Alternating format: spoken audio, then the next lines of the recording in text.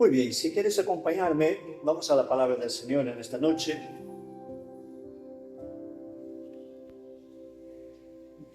Libro de Génesis, el primer libro de la Biblia, en el capítulo de número 25, Génesis 25, del 21 al 23, lo voy a leer.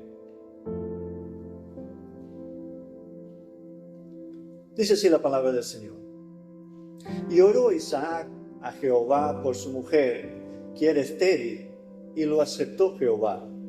Y concibió Rebeca su mujer, y los hijos luchaban dentro de ella. Y dijo, si es así, ¿para qué vivo yo? Y fue a consultar a Jehová. Y le respondió Jehová, 2 naciones hay en tu seno, y 2 pueblos serán divididos desde tus entrañas. En un pueblo será más fuerte que el otro pueblo, y el mayor servirá al menor. Oremos. Padre, gracias Señor por tu palabra. Clamamos Espíritu Santo tu ministración y la revelación de tu palabra.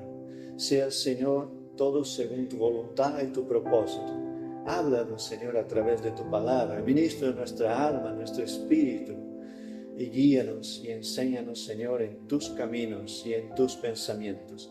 Y glorifícate, Señor, en medio de la iglesia y a través de la iglesia, en el nombre poderoso de Jesús. Amén. Bueno, ese texto de la palabra del Señor de Génesis capítulo 25, hasta más o menos el 33 es el contexto que vamos a trabajar, que es la historia de Jacob y de Esaú. ¿No? Rebeca, la mujer de Isaac, era estéril. Él oró y clamó al Señor y Dios le dio oportunidad e hizo un milagro para que ella pudiera concebir y tener hijos. Pero dice que dentro de su vientre había una lucha entre los 2 hermanos y la madre ya estaba atribulada con la situación. Y entonces resulta que ella va y consulta al Señor. ¿Qué es lo que nosotros debemos de hacer cuando estamos atribulados? ¿No? Yo acostumbro decir, y lo repito muchas veces, no consulta al vecino ni al compañero de trabajo que no es creyente. Consulta a Dios cuando hay alguna situación difícil. Ella consulta a Jehová y la respuesta de Dios es que dentro de ella habían 2 naciones, ¿no? Jacob y Esaú. Jacob es patriarca y padre de la nación de Israel. Abraham, Isaac y Jacob son los 3 patriarcas principales. Y Jacob es el padre de las 12 tribus de Israel. Muy bien, hasta ahí lo entendemos bien. Pero en el mismo capítulo 25 vamos a encontrar algunas situaciones que vamos aquí a contextualizar para entender dónde Dios quiere llevarnos esta noche. En el mismo 25 vemos que Esaú vende su primogenitura por un plato de lentejas. Y esto ya sería otra predicación. No, llega cansado de la cacería, no había cogido nada, estaba hambriento. Y Jacob, junto con su madre, habían preparado una especie de trampa para Esaú y le engañan con el tema de la primogenitura. Esaú no da el debido valor. Y entonces lo que ocurre es que pierde la bendición de su padre Isaac. Para tener la bendición, Isaac junto con su madre también engañan al padre, a Isaac, ¿no? Es decir, Jacob junto con su madre engañan al padre, a Isaac.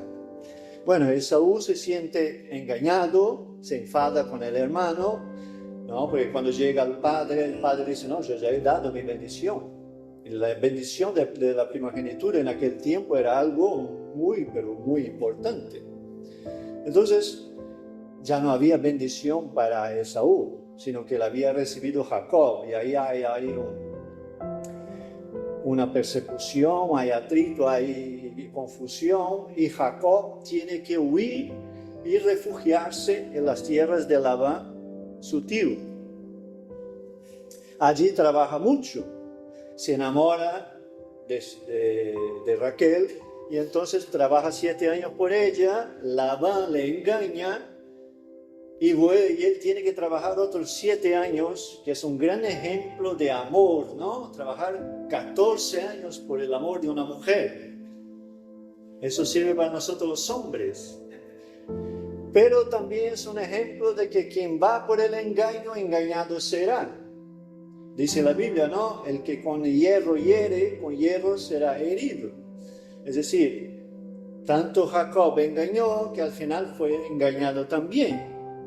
Bueno, él trabaja y entonces, después de trabajar muchos años ahí con Labán y de bendecir a Labán, a él mismo, porque Dios le bendice, llega un momento en que Dios le dice que era el momento de volver.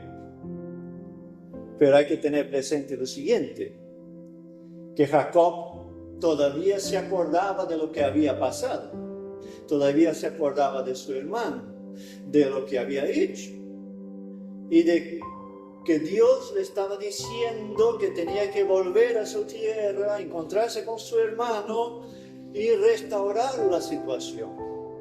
Pero es que Dios le dice en el capítulo 32, versículo 9, Jacob orando hace memoria de lo prometido por Dios, porque dice Jacob, Dios de mi padre Abraham y Dios de mi padre Isaac, Jehová, que me dijiste, vuélvete a tu tierra y a tu parentela y yo te haré bien. Esta fue la indicación de Dios para Jacob en este momento, que tenía que volver a su tierra, a su parentela, y que Dios allí le haría bien. Es una promesa. Pero no siempre cuando recibimos una promesa de parte de Dios o cuando vemos una promesa de parte de Dios en la misma palabra, significa que cuando llegue el momento de actuar, nosotros vamos a actuar bien. ¿Es así o no es? A veces, aún bajo la dirección del Señor y con la confirmación de Dios, nosotros a la hora de actuar muchas veces tenemos miedo. Y voy por aquello que Dios me ha ministrado primeramente a mí. ¿Dios tenía un propósito para la vida de Jacob? ¿Sí o no? Sí, lo tenía. El propósito de Dios es que el menor iba a gobernar sobre el mayor, y dentro de ellos habían 2 naciones, cada uno de ellos sería líder de una nación, y Jacob gobernaría sobre Esaú. Era la promesa y la indicación que Dios le había dado en el texto del Génesis 25 que hemos leído. Era el propósito de Dios. Pero aquí en ese contexto y en esa situación de Isaac, de Rebeca, de Esaú y de Jacob, vemos una situación que ocurre mucho y que debemos de tener cuidado. Dios tiene propósito para tu vida, ¿sí o no? Sí, la tiene. Porque Dios no crea nada sin propósito. Y si somos creación de Dios y aún más hijos de Dios, Dios tiene propósito para nuestras vidas. Pero tú y yo no necesitamos ayudar a Dios para que Dios cumpla su propósito en nosotros. ¿Significa, pastor, que yo tengo que sentarme en mi casa y Dios lo hará todo? Tampoco. Ni tanto, ni tampoco. Pero es verdad que en esta situación, tanto Jacob junto con su madre, y aquí creo más que su madre porque fue quien recibió palabra de Dios, en relación a él, quiso ayudar a Dios a que se cumpliera la promesa. Y no voy a entrar aquí, ¿no?, en los detalles de que si Dios usó o no usó esa situación, sino que lo sabe el Señor. Pero la gran verdad es que ellos actuaron con el engaño y Dios no va con el engaño, no lo necesita, Dios va con la verdad. ¿Tenía Dios otros planes? Yo creo que sí. Pero las cosas ocurrieron de esta manera. Y entonces, aquí vemos lo siguiente. Lo primero, ¿Dios tiene propósito para nuestra vida? La tiene. ¿Necesitamos ayudar a Dios para que el propósito se cumpla? Pues no. Dios lo hace. ¿Tengo que hacer yo mi parte? Sí, pero tengo que saber cuál es mi parte. Entonces, cuando nosotros vemos que el ser humano intenta ayudar al cumplimiento del propósito de Dios en su propia vida, y he visto eso muchas veces, es cuando yo sé, pastor, que yo estoy intentando ayudar a Dios para que se cumpla el propósito. Cuando tú estás intentando abrir una puerta que no está abierta, que está cerrada, es cuando nosotros estamos intentando ayudar a Dios. Porque la Biblia dice lo siguiente: la puerta que Dios abre, nadie puede cerrar, y la que Él cierra, nadie puede abrir. Entonces, hay puertas que tú y yo no podemos abrirlas, la tiene que abrir el Señor. Entonces, cuando yo estoy intentando abrir una puerta que no está abierta, estoy intentando ayudar a Dios en su propósito. Y Dios nos va a decir que no necesita nuestra ayuda. Cuando Dios llega el momento y el tiempo de cumplir el propósito, Él se encarga de hacer las cosas. Jacob se equivocó, tuvo que huir, tuvo que trabajar, pagó el precio de su error en todas esas situaciones. Y llega un momento que tiene que volver y dar la cara. Dar la cara delante de la persona a quien él había hecho daño. Y de hecho le había robado algo que no era suyo. Pero Dios le dice, tienes que dar la cara. Porque Dios, algo que nosotros tenemos que entender, es que Dios nunca nos va a dar palmaditas en la espalda si algo no hemos hecho bien. Aunque somos sus hijos, Él siempre nos va a llamar la atención, nos va a ayudar, nos va a alentar a que demos la cara y arreglemos la situación.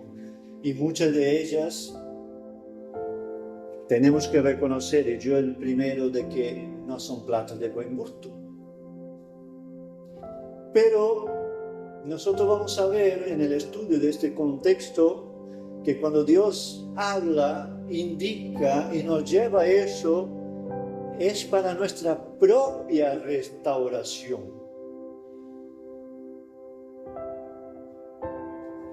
El texto dice que Dios dice a Jacob que vuelva.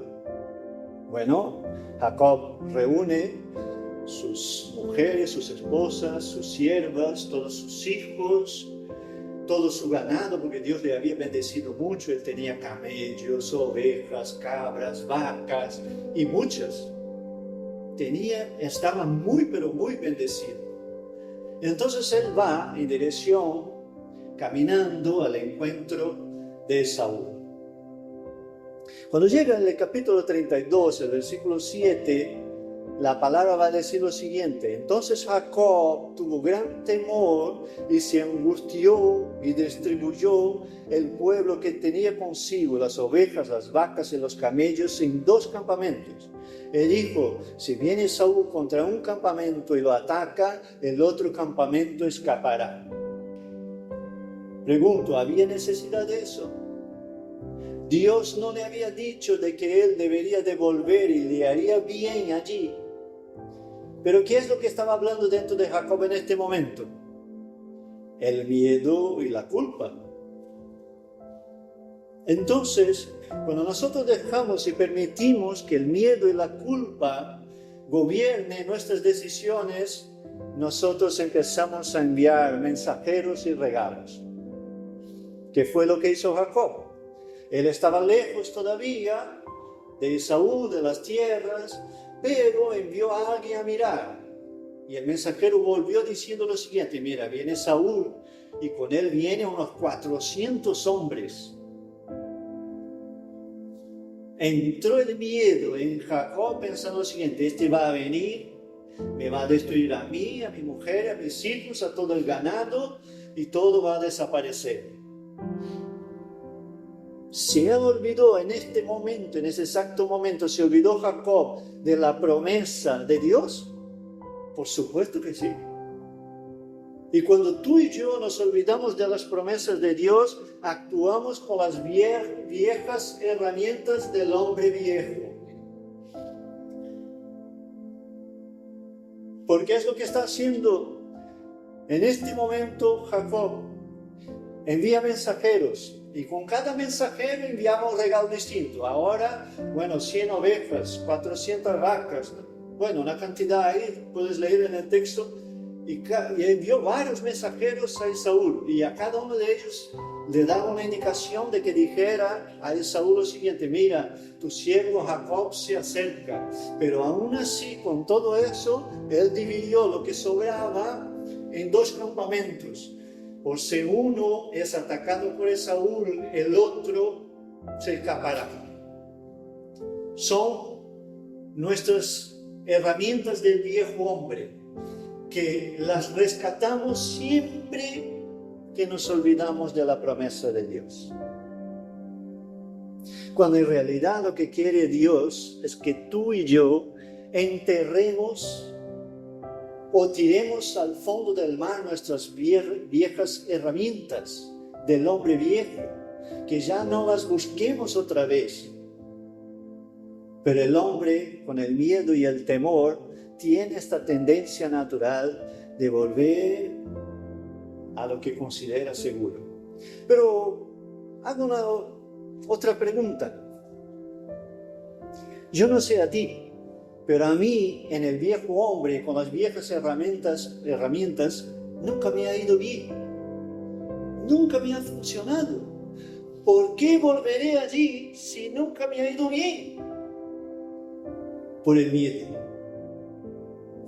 El miedo que tenía Jacob era el de pagar el precio de su engaño. Entonces, dice la palabra de que Jacob envía mensajes, envía regalos, intenta de alguna manera conquistar el favor de Saúl con su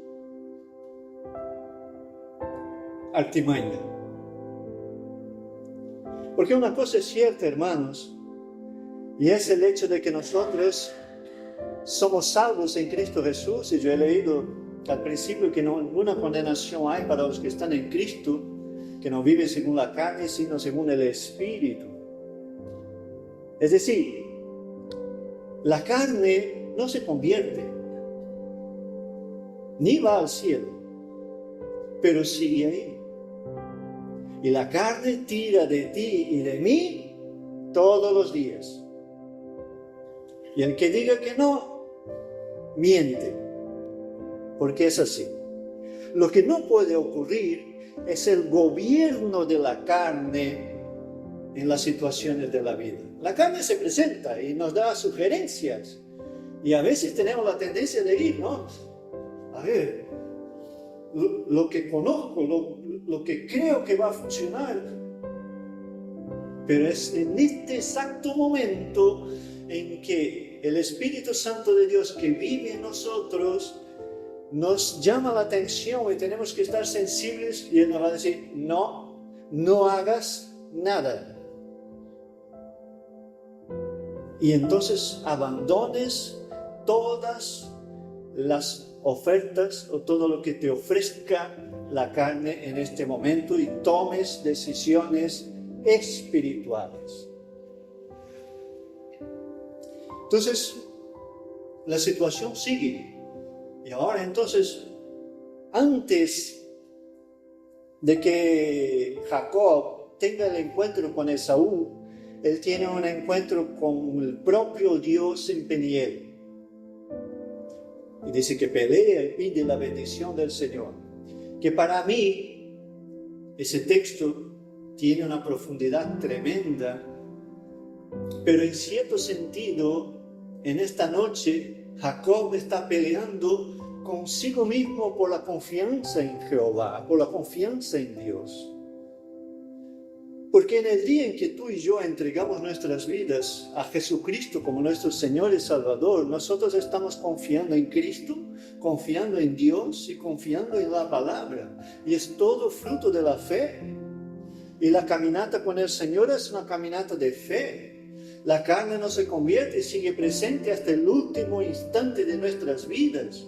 Y seguimos en esta pelea entre el espíritu y la carne. Pero es justamente en el espíritu donde encontramos victoria. Y más que eso. Dice entonces que Jacob, el día siguiente, con la familia, cruza y va en encuentro de Esaú. Y Esaú viene a su encuentro. Él sigue enviando mensajeros y ahí, pero ahora, según se va acercando, dice la Biblia de que él se arrodilla, se humilla y dice: tu siervo está aquí para servirte. Se levanta, sigue un poco más, se arrodilla otra vez se humilla, y así hace 7 veces hasta que se encuentre con Esaú. Y entonces dice Génesis capítulo 33 versículo 4 lo que me apasiona de este texto.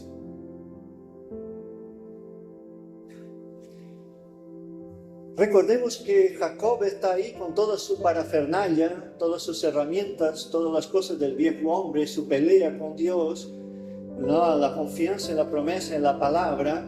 Y cuando se acerca a Esaú, dice la palabra de Dios lo siguiente. Yo me imagino siempre a Jacob temblando de miedo, porque ese me va a venir y va a matar. Pero Esaú corrió a su encuentro y le abrazó y se echó en su cuello y le besó y lloraron. ¿Te recuerda algún texto del Nuevo Testamento este pasaje? Del hijo pródigo. Corrió, se echó su cuello, le besó, y aquí dice que los dos lloraron. Hermano, cuando Dios hace las cosas, las hace muy bien hechas.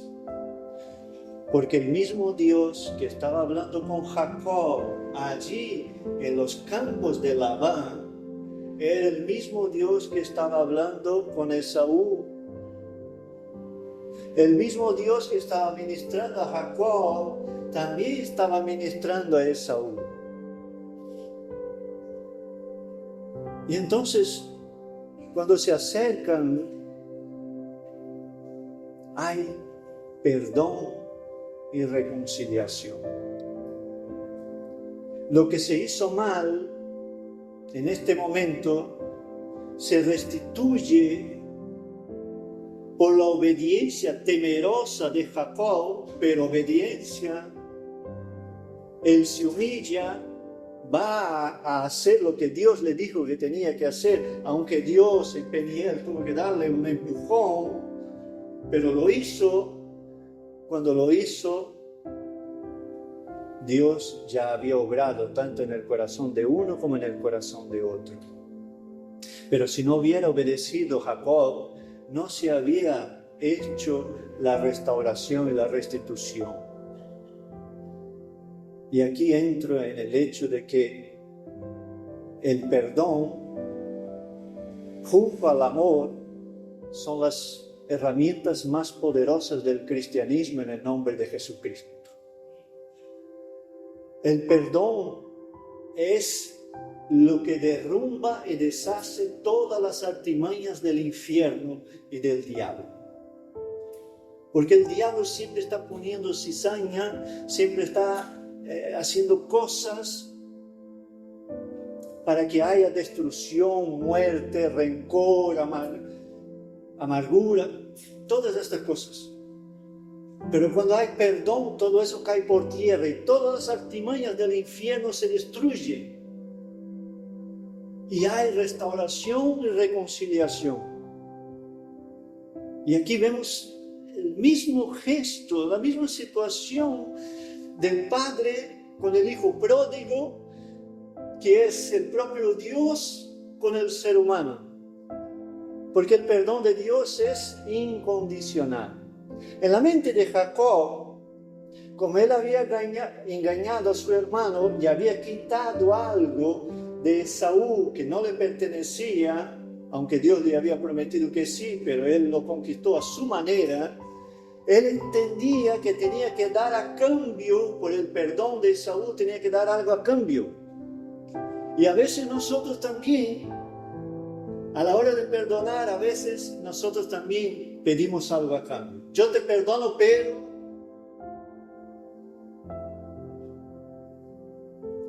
Y cuando llega el versículo 9 del Génesis 33, Esaú le dice a Jacob algo que me llama mucho la atención. Suficiente tengo yo, hermano mío, sea para ti lo que es tuyo. Esaú ya había perdonado a Jacob y no quería nada a cambio, porque el perdón de Dios no está condicionado, el perdón de Dios es incondicional, siempre que hay arrepentimiento. Dios no nos va a decir, yo te perdono, pero tú tienes que hacer eso, eso y aquello. No, Dios mira lo que dice la Biblia, ¿no? Dios mira el corazón y la intención del corazón. Si hay verdadero perdón, hay restauración. Y no hay condiciones. El pago de tu perdón y de mi perdón ya lo pagó Jesucristo en la cruz del Calvario con su muerte, con su sangre. Y la victoria sobre el pecado, el infierno, la muerte y la resurrección ya está pagado. Pero la Biblia también nos enseña que así como nosotros queremos ser perdonados, debemos de perdonar. Porque vuelvo a repetir, el perdón junto al amor son las herramientas más poderosas de un hijo de Dios.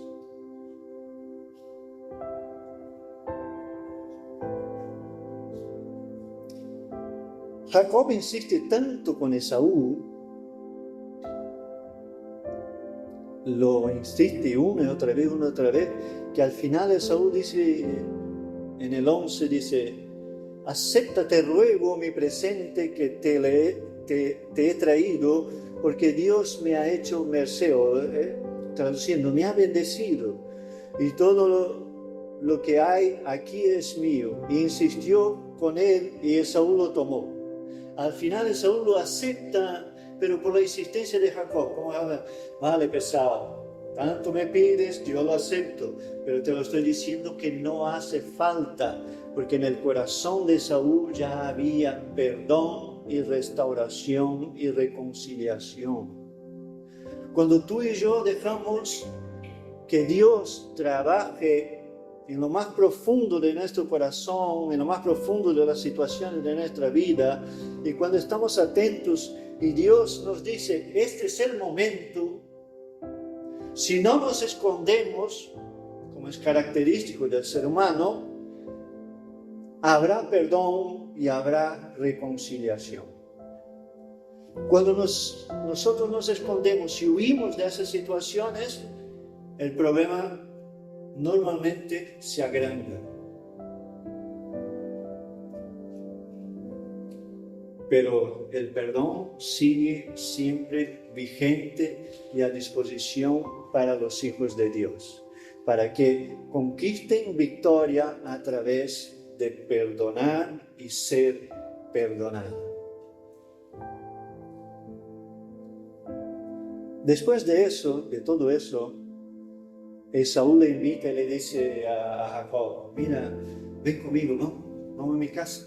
Como que diciendo, mira hermano, hace tantos años que no te veo, que no estamos juntos, que no hablamos, para que tú cuentes tus cosas, tomemos ahí, yo qué sé, un té, un café, y estemos juntos, porque en la reconciliación se restauran las relaciones.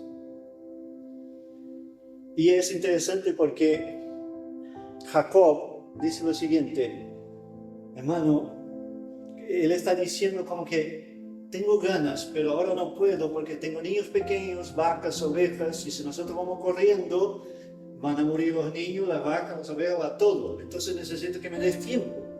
Y una vez que se instala Jacob en sus tierras junto a su hermano, y ellos entonces empiezan otra vez a convivir, pasó un tiempo. Pero lo que me llama la atención después de todo eso del perdón, de la restauración, de la reconciliación, y que los hermanos vuelvan a vivir juntos después de haber vivido una situación muy difícil, es el hecho de que dice en Génesis 33, 20, y es el último versículo del capítulo 33, dice que Jacob erigió allí un altar y llamó el Elohe Israel. Él, cuando la situación se sanó, ¿qué es lo último que hace Jacob? Edificar un altar, que en aquel tiempo significaba adoración al Señor. Es decir, entre sus miedos, su viejo hombre, sus temores, su manera de intentar arreglar la situación, él se dio cuenta de que quien hizo el milagro fue el Señor, tanto en él como en Esaú. Y lo que hace es edificar un altar y adorar a Jehová en aquel lugar donde vivió sus últimos días junto a su hermano y a su familia.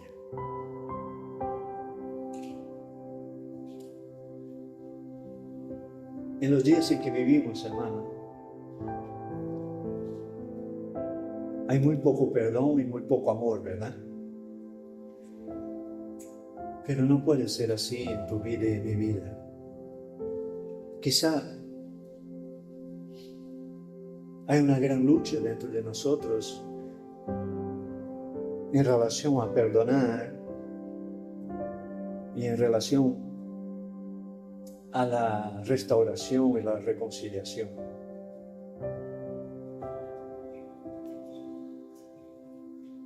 Pero cuando nosotros obedecemos, Dios lo restaura todo. Y quiero aquí dar un testimonio personal. Cuando yo tenía unos 22 años más o menos, y concluyo con mi testimonio, mi padre, que siempre fue una persona muy complicada, nos había hecho sufrir tanto que un día yo me acerqué a él y mi ignorancia, en este momento yo no me había entregado a Cristo todavía, en mi ignorancia, yo se lo dije: papá, ¿qué quieres tú para irte de mi vida? Y de la vida de mi madre, de mi hermana, dejarnos solos ya y dejar de molestarnos. Y él no me hizo caso en este momento. Y la vida siguió. Ya cuando yo tenía 26 para 27, yo me convertí al Señor. Y años después, quizá unos 10 años después de que yo le había dicho eso, el Señor viene a hablarme a mí. Mi padre ya se había olvidado de toda esa situación, pero Dios me habla a mí. Y dice: Yalma, es el momento de llamar a tu padre y pedirle perdón. Yo le llamé y empecé a hablarle, y él tanto se había olvidado de eso que parecía que no era con él. Pero yo empecé a hablarle, ministrarle, decirle: papá, yo quiero pedirte perdón por eso, por eso, por eso, por eso, por eso, por aquello. Y él empezó a llorar. Y él decía: quien tiene que pedirte perdón soy yo, no tú a mí. Pero yo seguí. Y lloramos los dos juntos y lloré. Y quiero decirte una cosa: mi padre no ha cambiado mucho, pero en aquel día yo fui restaurado.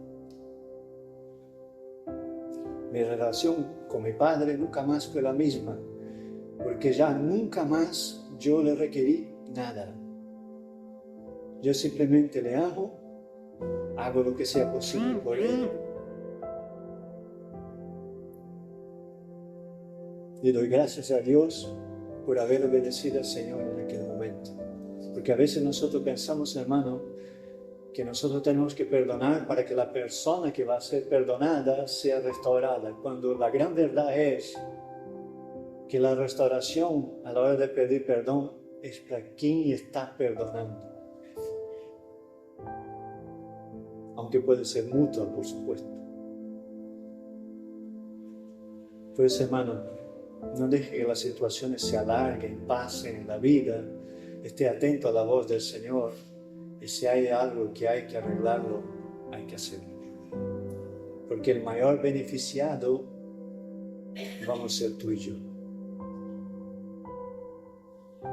La falta de perdón, hermano, y la amargura es un veneno que uno mismo toma esperando que el otro se muera.